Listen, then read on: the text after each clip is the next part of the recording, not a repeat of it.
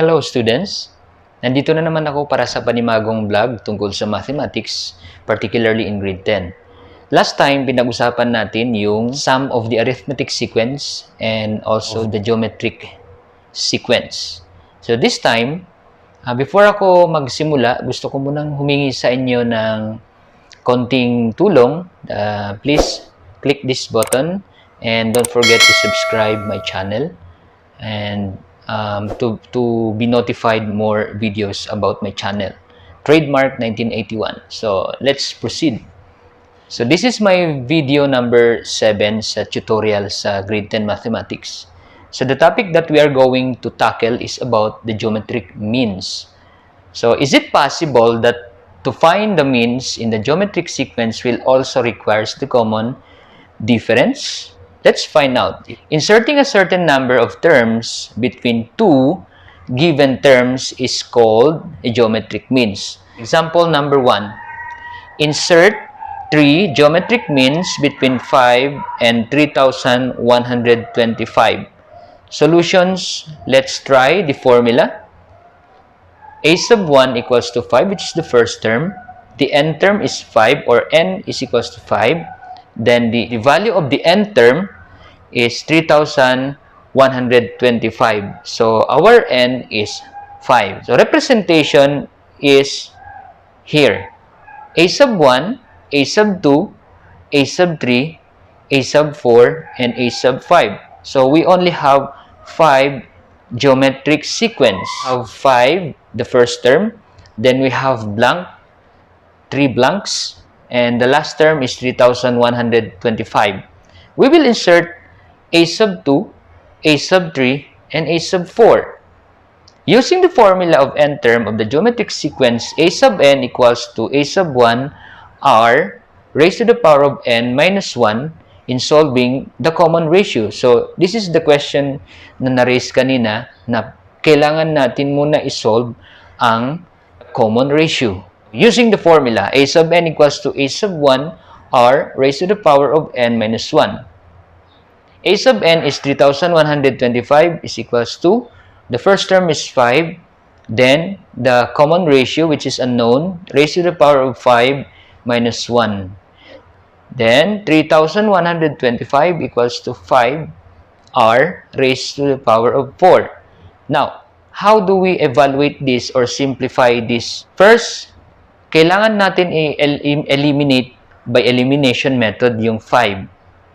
Since we are going to find the value of r, therefore, yung 5 should be eliminated. How? We just divide both sides of the equation into 5.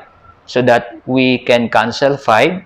Then we have r to the 4th power equals to 625. Now, wag kayong malito kung bakit nagkaroon ng symmetrical transformation ng equation. We are just have to put it in a correct way or in a correct manner. So, instead of putting r to the 4th power doon sa right side, dito na lang siya sa left side.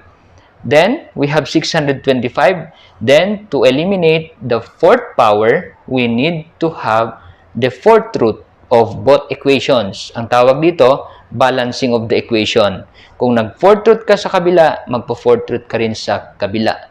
So, the 4th root of r to the 4th power, naturally, we have r, eliminated ang 4th power from the 4th root.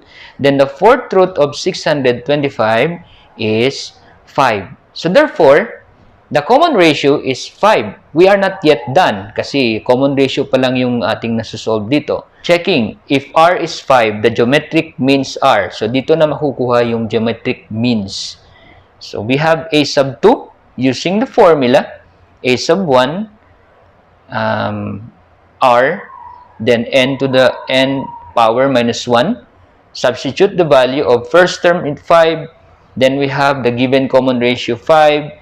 Then 1 multiplied 5 by 5 is 25. That's for the second term. The third term, we have also the first term given 5, but we also have the common ratio 5, but the n is different already. We have 3 minus 1. We have 2, or we have squared. So we have to square the 5. 5 squared is 25. Multiply again to the first term 5. We have the second term 125. Or the third term is 125. Then we will go to the fourth term. Fourth term, same formula. The value of the first term is 5. Then the value of the common ratio is also 5, but the value of n is already different because we already in the fourth term. So 4 minus 1, we have 3. So cube. So 5 raised to the power of 3 is 125. Then we will multiply it by the first term, which is 5. So we got the fourth term is equals to 625. Thus, the sequence is from the given, the first term 5, to be followed by 25, to be followed by 125, to be followed by 625, and the last term is 3125. So that's the answer for example number 1. What if the geometric sequence is in fractional form? Paano pag naging fraction? Ito yung pinaka ayaw na ayaw ng mga estudyante, yung fraction eh. Actually, yung fraction, pinag-uusapan na yan sa grade 3, grade 4, or maybe grade 5. So, ibig sabihin, refresh na lang.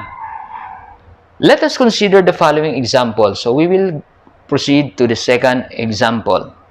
Insert 4 geometric means between 6 and 3 over 16. So, remember, dito sa examples na to, kailangan natin ng representation. A sub 1, A sub 2, A sub 3, A sub 4, A sub 5, and A sub 6. So, we have 6 terms. Paano naging 6 terms?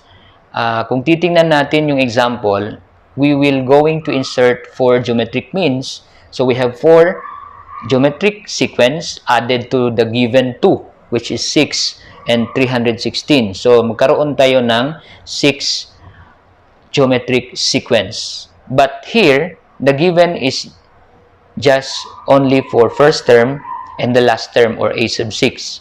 Solutions, remember that the main problem for this is to find the common ratio. So, the first term is 6, n is 6, which is the number of terms. Then A sub n equals 3 over 16, which is the last term, or A sub 6. We will insert the second term, third term, fourth term, and fifth term. Using the formula of the n term of the geometric sequence, A sub n equals to A sub 1 multiplied to r, common ratio, raised to the power of n minus 1 in solving the value of the common ratio r. So, yun yung pinaka-problema natin, yung r. A sub n equals to A sub 1 r n minus 1. Substitute the value, that A sub n becomes 3 over 16. Bakit siya naging 3 over 16? Because A sub n is referring to A sub 6, or the last term, equals to the value of the first term is 6 multiplied to the common ratio, which is unknown, raised to the power of n minus 1, which is 6 minus 1. Then we have 3 over 16 equals to 6r raised to the power of 5. Now, that 5 came from 6 minus 1. Then we have 3 over 16. Now, in this case, we are going to eliminate 6 so that ang matitira is r raised to the power of 5. How do we do that? By balancing of the equation, divide both sides by 6. So, we are going to divide 3 over 16 divided by 6 equals to 6r raised to the power of 5 over 6, so that 6 will be eliminated. But, on the left side of the equation, kung makikita ninyo, complex fraction siya. So, nangyari na ito sa grade 3, grade 4, grade 5. How do we do that? 3 divided by 3 over 16 divided by 6 becomes 3 over 16 times 1 over 6. So, remember the method of reciprocal when you divide fractions. So, instead of 6, you are going to multiply, pero reciprocal ng 6 is 1 over 6. So that r raised to the power of 5 becomes 3 over 96, which is the product of 16 and 6. Then, we are going to reduced to lowest term, we can divide that 3 and 96, the common value that can be divided from 3 and 96, or the greatest common factor for 3 and 96 is 3. So 3 divided by 3 is 1, 96 divided by 3 is 32. So the value of the common ratio, r raised to the power of 5, is 1 over 32, but we are not yet done because we need to eliminate the exponent 5 by using the fifth root, both sides, so that we can eliminate eliminate the fifth power. Then we got fifth root of 1 all over, or over fifth root of 32, which is 2.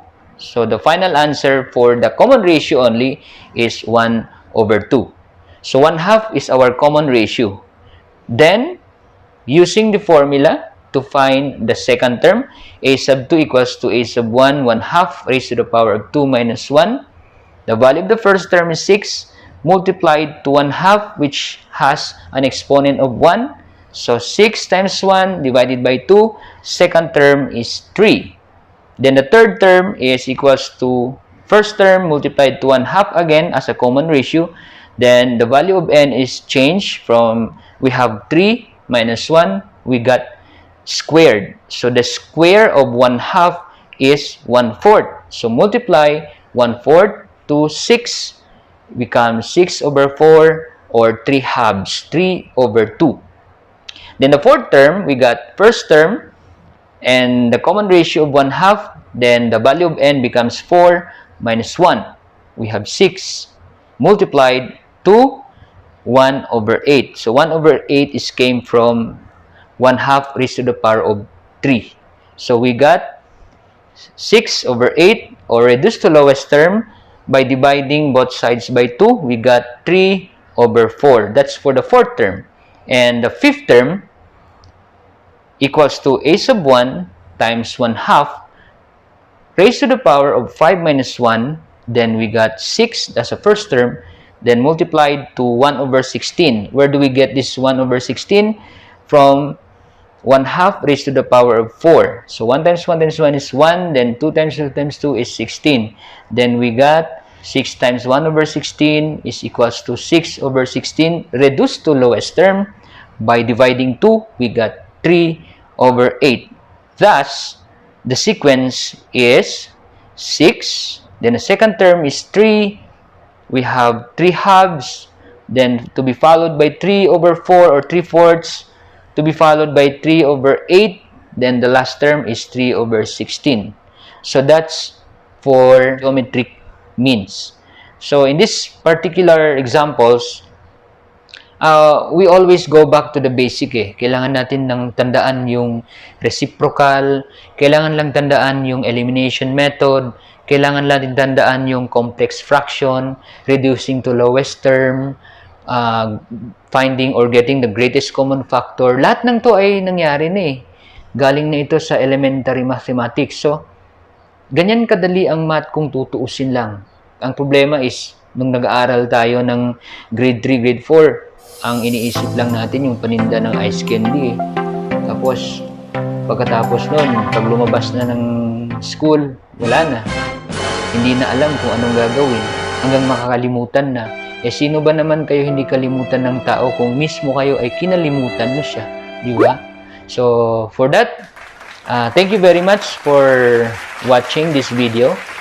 And I hope tapos nyo nang i-click to at isa-subscribe nyo na rin tong channel na to dahil tuloy-tuloy ang ating gagawin sa paggagawa ng video. So, as a teacher, it is our obligation to guide you, inspire learning.